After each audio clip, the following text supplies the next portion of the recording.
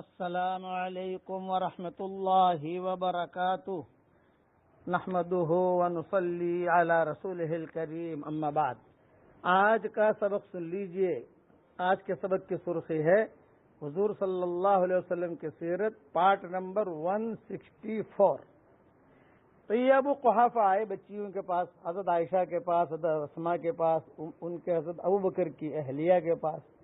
بھئی ابو بکر تو ایسا سنا ہے کہ چلے گئے ہیں اور تمہارے لیے گھر میں کچھ چھوڑا نہیں ہے، اور کچھ بھی جو ہے وہ ایسا کرتا رہتا ہے، محمد کا ساتھ دیتا رہتا ہے۔ یہ ابو قحافہ فتح مکہ کے موقع پر اسلام لائے ہیں، ہجرت کے وقت میں کافر تھے، صدیق اکبر کے والد۔ چنانچہ حضرت اسماء نے کہا کہ نہیں دادا، بہت مال چھوڑ کر گئے ہیں ہمارے لیے اور کوئی گھبرانے کی بات نہیں۔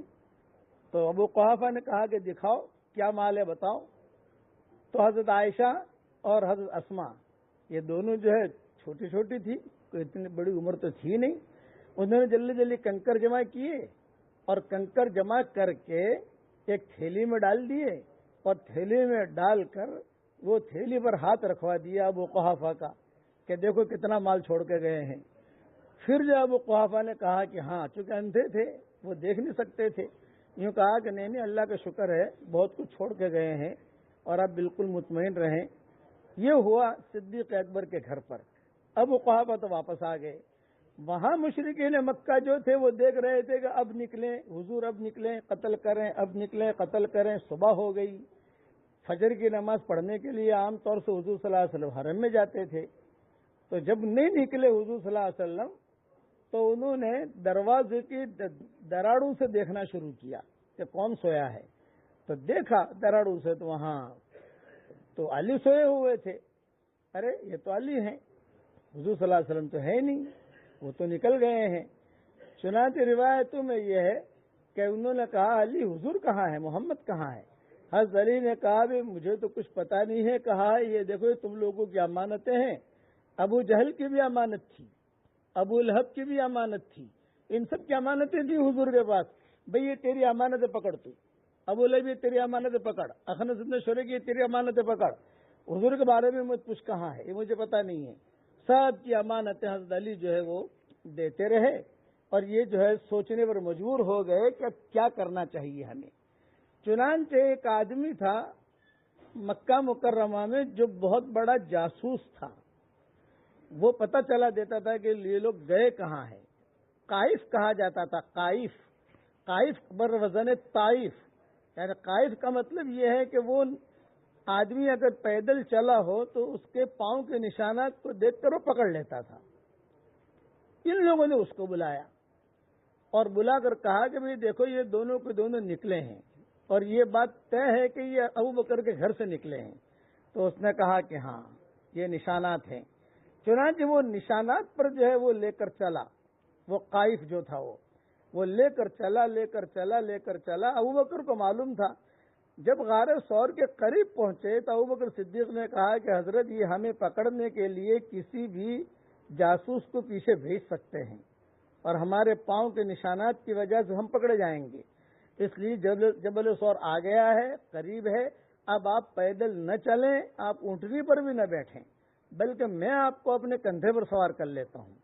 چنانچہ صدیق اکبر نے اپنی پیٹھ پر حضور صلی اللہ علیہ وسلم کو بٹھا لیا، اور کچھ دیر صدیق اکبر خود چلے۔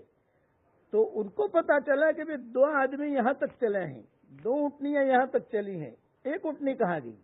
ایک اونٹنی صدیق اکبر نے دور کر دی اور اپنے کندھے پر بٹھا کر خود حضور صلی اللہ علیہ وسلم کو لے کر گئے غار ثور میں۔ اب جب غار ثور میں گئے تو صدیق اکبر نے کہا کہ حضرت آپ باہر بیٹھیے، میں تھوڑے سے صفائی کر لیتا ہوں غار ثور کی۔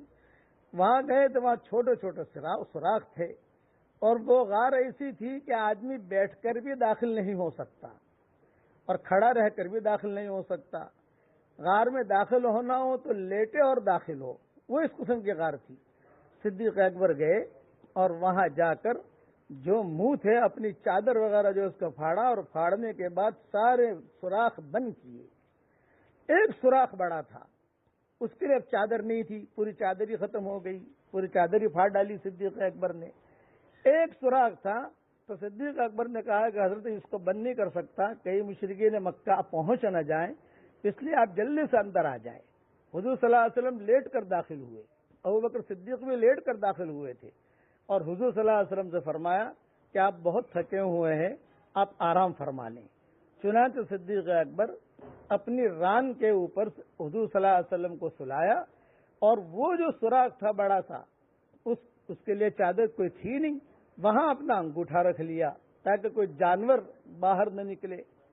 خدا کی شان، اس میں ایک بہت بڑا سانپ تھا، کتابوں میں آتا ہے سانپ۔ اب وہ سانپ نے صدیق اکبر کو ڈسا تو صدیق اکبر روئے، وہ آنسو حضور کے رخسارے پر گرے، تو دیکھا کہ صدیق اکبر رو رہے ہیں، کہ کیا ہوا، کیوں رو رہے ہو؟ کہ حضرت کسی زہریلے جانور نے ڈسا ہے۔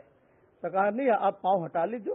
پاؤں ہٹایا تو سانپ نکلا، اور وہ سانپ نے کہا میں کئی 100 سالوں سے انتظار میں یہاں بیٹھا ہوا تھا کہ حضور کا چہرہ دیکھوں، اور یہ مجھے روک رہا تھا۔